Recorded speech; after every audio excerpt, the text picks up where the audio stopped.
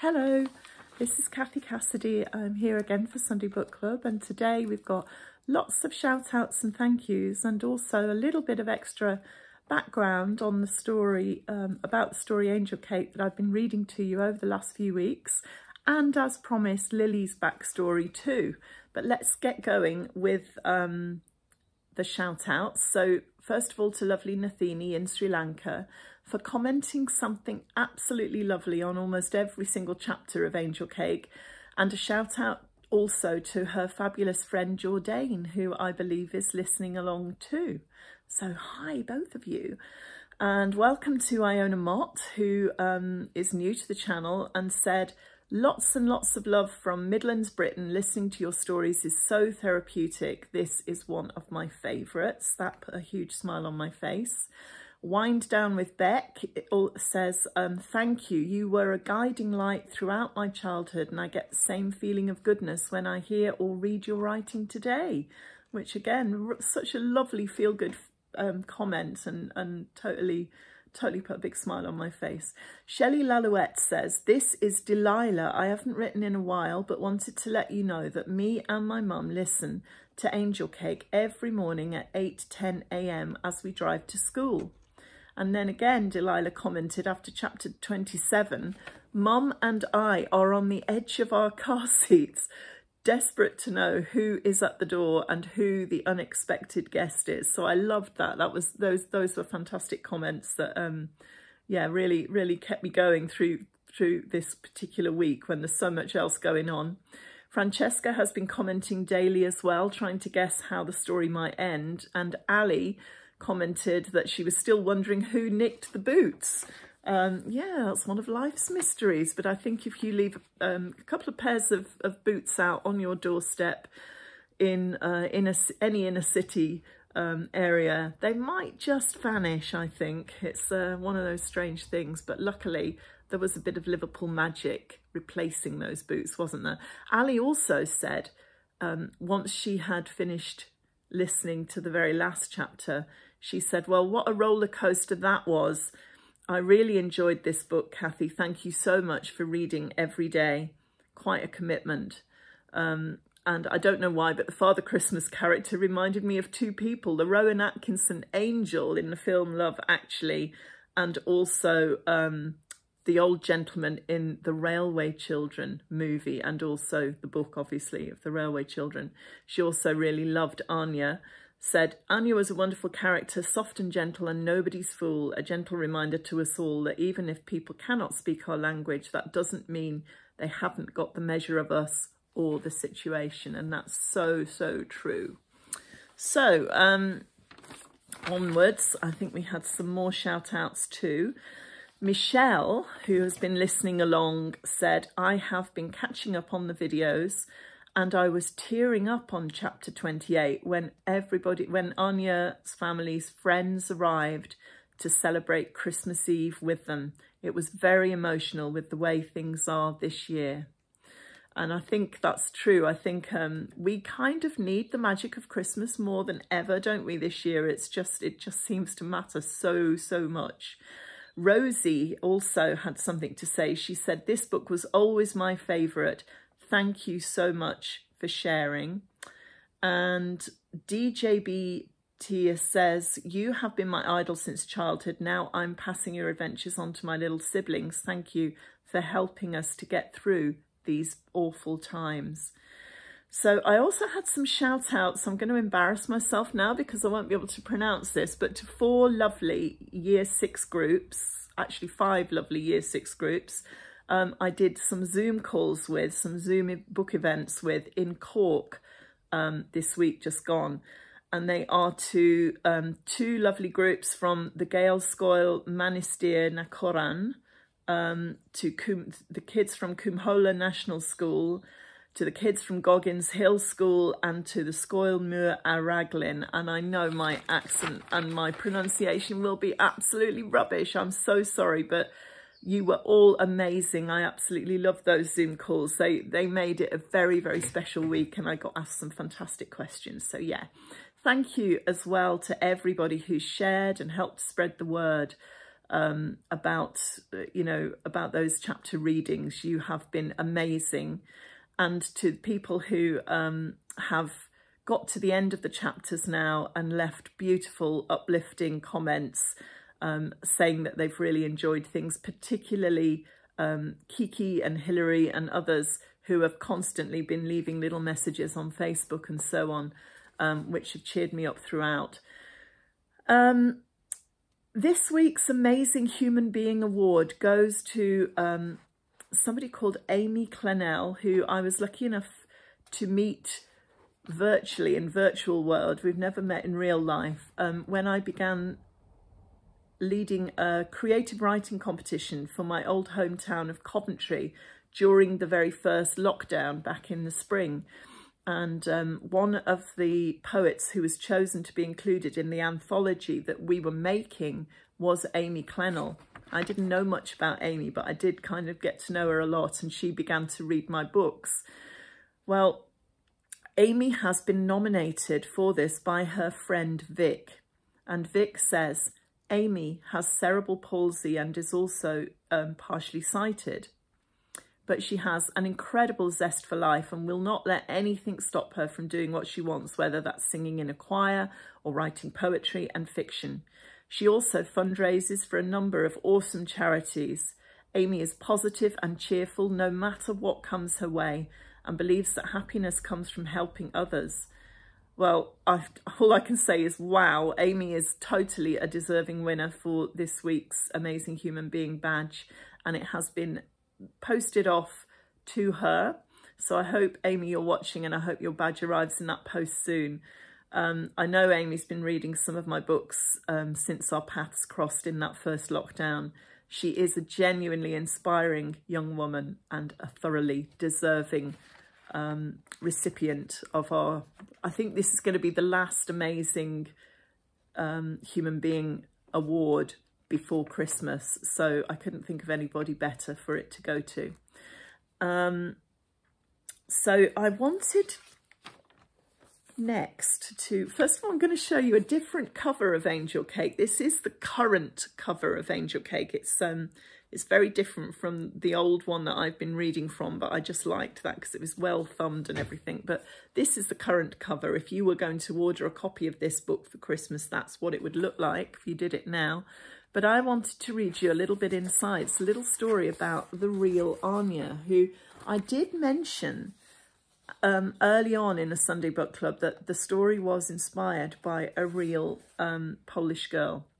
And I thought I would just read you a slightly different version, a slightly fuller version of the story of the real life Anya, because there is an ending to that story that isn't in the version I read you or I told you earlier on in the readings. So here we go.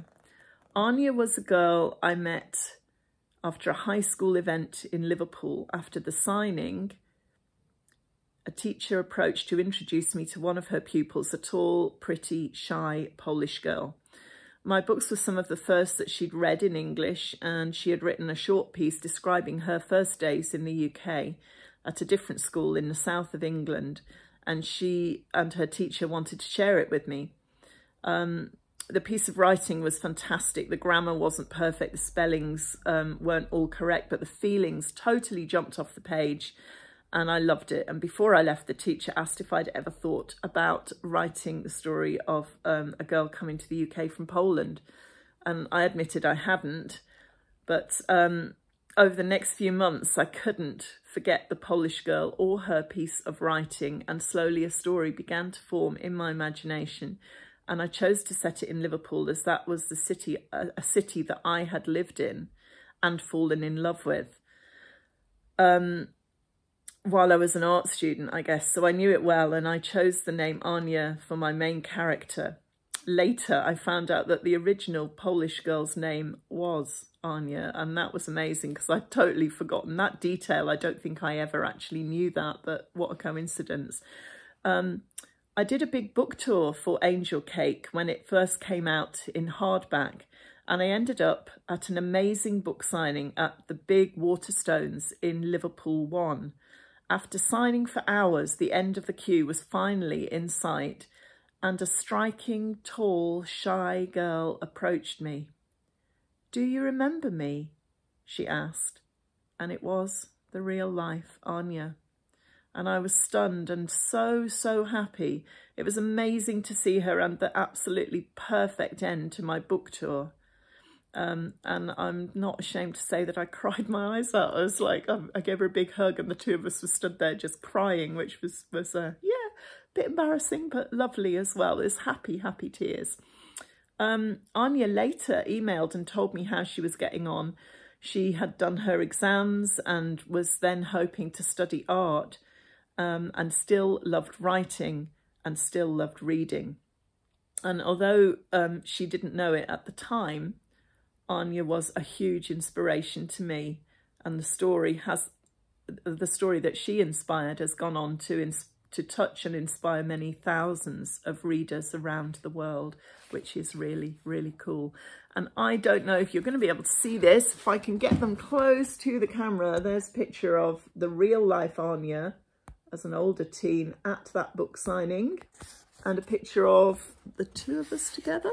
You can see, yeah, which is lovely. So thank you, Anya. You were amazing. Certified awesome human being.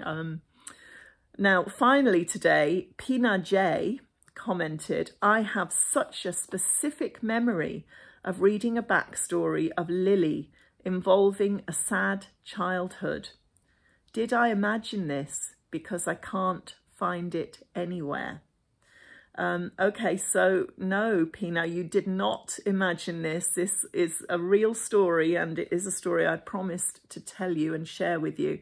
The reason you can't find it, it was published in a little freebie book called Cupcakes and Kisses, which was given away with a copy of Ms. magazine way back when Angel Cake was first published. So, you know, you can't buy this in the shops. I think occasionally copies of this come up on eBay, but it's pretty rare.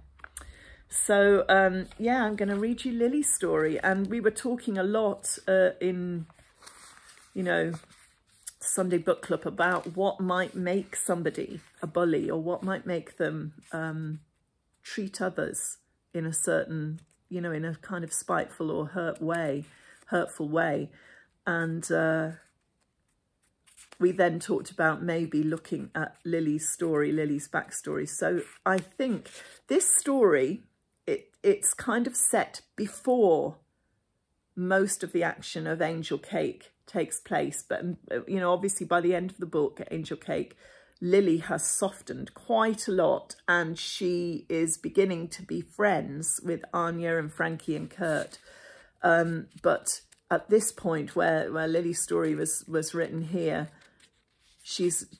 there's no sense of her softening. She has marked Anya down as an enemy, and she, you know, you kind of see where she's coming from a little bit, but this tells you a little bit about why perhaps she is the way she is. So, Lily's story.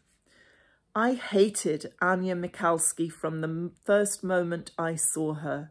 Everything about her made my lip curl.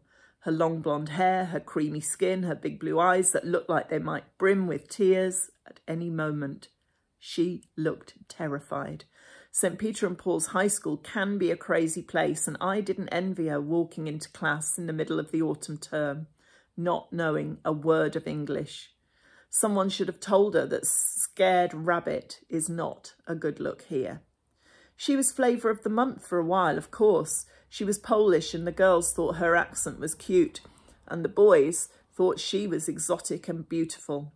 Everyone wanted to be her friend at first, but that didn't last long. Anya was silent and scared and sad-eyed, and sometimes she looked at us as if we were a pack of wild animals. Before long, people started saying that she was stuck up and standoffish, and that she didn't want to fit in. They lost interest, and then Anya was on her own. I knew how she felt.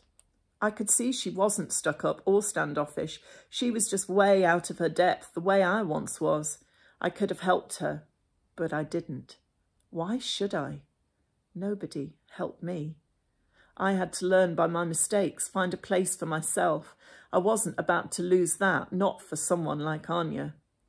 Pretty soon she faded into the background, and the only people who bothered with her were the geeks and the losers. Well, fine. They were welcome to her. Every school has its misfits, right? The kids that stand out from the crowd, the weird ones, the nerdy, needy ones. Sometimes they look odd, like Kurt Jones with those dodgy trousers that flap around his ankles, and Frances McGee, who thinks it's okay to wear fishnet tights and black lace miniskirts, even though she's the size of a small whale. Other times they look okay, pretty even, like Anya Mikulski, but still, they don't fit in. Kids have got a radar for anyone who seems shy or lost or vulnerable, and if you show up on that radar, they can make your life a misery. I should know. Back in primary school, I was one of the misfits. I never quite worked out how it happened. I wasn't geeky, I wasn't weird, I don't think I was ugly either. I just seemed to have an invisible sign on my head that invited other kids to wind me up. I had zero confidence, and they could see that. I wanted to be liked. Who doesn't? I always had quite a bit of pocket money, and I used to buy sweets on the way into school to share with my classmates. I thought that would make them like me, but it didn't. I thought that they just ate the sweets and laughed at me and left me standing at the side of the playground alone. You can't play right now, Lily, they'd explain. We have enough people already. Maybe tomorrow. It was the same when someone had a birthday. They'd hand round invitations on bright printed paper for almost everyone. Everyone except me. I can only have 12 people, a girl called Sophie Ford once explained to me. Mum said, but if anyone drops out or can't make it, then of course you can come too, Lily. I'd like you to be there, really. I knew that it was mean, but I prayed that one of the others would be ill so there'd be a space for me to go to the party. And sure enough, 2 days before, Lindsay Ashton got tonsillitis. I told my mum I was going to the party, and she raised an eyebrow and said it was about time I made some friends. You're such an odd little thing, she said. I always had lots of friends when I was your age. Sometimes I think you try too hard. You're like an over-enthusiastic puppy. It can be irritating, Lily. What are you supposed to do when your own mum thinks you're irritating? My eyes blurred with tears, but Mum just shook her head and handed me a tenner to buy a present for Sophie Ford. I added some of my pocket money to it and bought a Bratz doll because we were only 9 back then, and I knew that Sophie collected them. On the day of the party, Lindsay Ashton was still off ill, and I couldn't keep the smile off my face. I handed over the present, and Sophie loved it just like I knew she would. Wow, Lily, she said. This is amazing. You shouldn't have. It must have cost loads. Well, we're friends, aren't we? I grinned. Yeah, Sophie echoed. Sure, friends. At last I would be accepted. I'd be one of the gang. Sophie was nice to me all day, but at home time she took me aside and explained that she really wished she could ask me to her party instead of Lindsay, but it just wasn't possible. I already asked Kayla Bennett yesterday. I promised her. I'm sorry, Lily. My world fell apart. I sat on the swings in the park for 3 hours that day so I could pretend to Mum and Dad I'd been at the party. When I came in, they were drinking wine with their friends and talking about work stuff, but Mum looked up as I arrived, checking her watch as if surprised and faintly annoyed to see me back so soon. I didn't make you any tea, Lily, she said. I knew you'd fill up on party food and crisps and cake. Run along now. I remember sneaking bread and cheese from the fridge and crying myself to sleep. Well, all of that was a long time ago, of course. Girls can be mean, right? They have these invisible rules about who fits in and who doesn't, and after a while I realised I never, ever would. I tried not to care. I hung out with the boys after that, with Dan Carney and his friends. They shared my sweets just like the girls had, but they let me hang out with them at break times too. They were loud and often in trouble, but they didn't seem to mind having me around. High school was a fresh start, and I was determined not to waste it. Mum took me shopping for uniform and I made sure we went to the right shops, bought short skirts and high-heeled boots and a little blue jumper that showed off my new curves. I wanted to look cool and grown up. I watched as the girls from my old primary formed new friendships, new alliances. Everyone had a chance to make friends here, even me, but I realised I just didn't know how. I was out of practice, and I knew a bag of sweets wouldn't get me very far in this place. Once, in the first week, that plump, weird goth girl, Frances McGee, came up to me in English class and asked if she could sit by me. I could see Sophie Ford and the cool girls in class watching, curious to see what I'd do. I wanted to tell Frances she could sit down. She looked friendly and fun, and I kind of admired her confidence for dressing the way she did. But I knew that if I settled for being one of the misfit gang, I would never be anything more. I don't think so, I told Frances, and a little spark of power flared inside of me as I saw her face fall. Power. That was a new feeling. It made me brave, it made me mean. "There's no room," I said to Frances, looking her up and down, "if you know what I mean." A couple of kids behind me giggled, and even Sophie smiled. Frances blushed and flumped into a seat at the back of the class, and I pushed away the guilt because it actually felt good to be the one in control, the one who could pick and choose. I discovered that if you can't fit in, you can at least act as if you don't care, like you're too mean and too cool to need anyone at all. And of course, I still had the boys. Dan was always in trouble back in primary, but not serious trouble. He was the kind of kid the teachers liked, cheeky but smart, and he could talk his way out of most tricky situations. It was different at St. Peter and Paul's. The teachers had no patience for jokes and backchat, and Dan quickly got himself a bad reputation.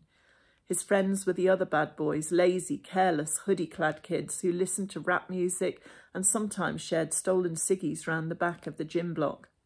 I started taking the odd ciggy from Mum's handbag or pocketing half-empty packets whenever I could, so I could hang out with the boys by the gym block and offer them a ciggy now and then.